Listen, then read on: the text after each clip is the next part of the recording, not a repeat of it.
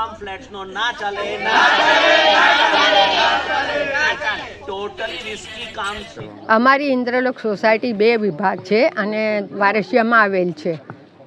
વિરોધ અમારો એ છે કે આ 7.5 મીટર ઉપર કોઈ દિવસે એપાર્ટમેન્ટ બંધાઈ શકે? તમે મને કહો, બોલો, બંધાઈ શકે? ગવર્મેન્ટની પરમિશન છે કે નથી એ અમને ખબર નથી.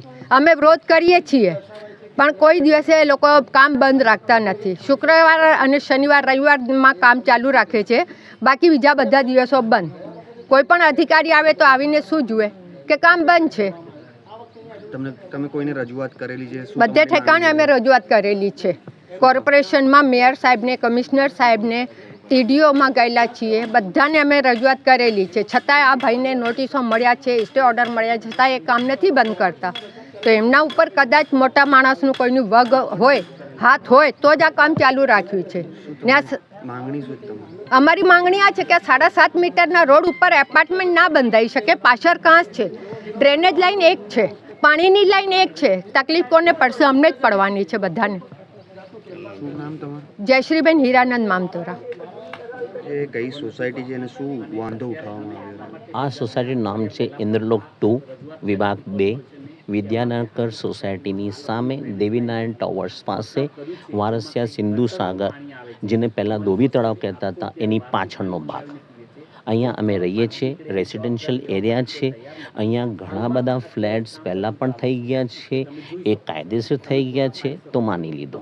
પણ જે અહીંયા કોર્નરમાં પાછળ કાંસ છે, મોટી કાંસ છે, એની બિલકુલ કટોકટ નજીક આટલું મોટું ફ્લેટ્સનું બાંધકામ થાય એ શાના આધારે? ગયા વર્ષે 2023માં પણ આવી રીતે શરૂ થયું હતું. અમે દોડાદોડી કરી હતી, ટાઉન પ્લાનિંગ, કોર્પોરેશન બધી જગ્યાએ ગયા હતા અને બધી જગ્યાએ આપણને સપોર્ટ મળ્યો હતો. ઓફિસર્સ આવી ગયા હતા અને તૈયારીમાં કામ બંધ કરાયું હતું. પછી ફરીથી એ જે અડધું કામ હતું એને તોડવામાં જ આપણને એટલી બધી તકલીફ પડી કે ફર્સ્ટ બંગલો છે મારો, આ સોસાયટીમાં ગલીમાં ફર્સ્ટ બંગલો છે મારો, લેફ્ટ સાઈડ, ત્યાં સુધી ડ્રિલિંગનો વાઇબ્રેશન થાય. તો વિચાર કરો, જે કટોકટ બંગલો છે એ મકાન પડી જાય તો એની જવાબદારી કોની?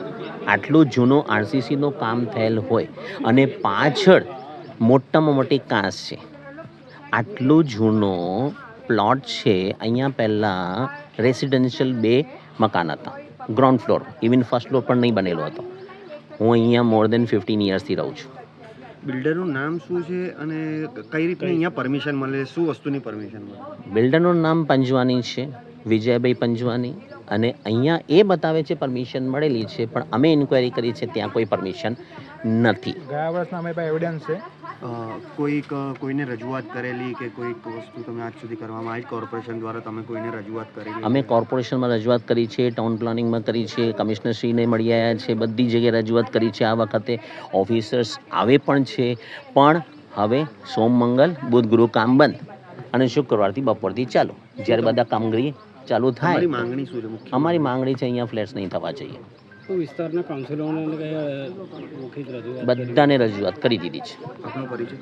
Manoj Nankani, Manoj Sanmukhdas Nankani, English teacher.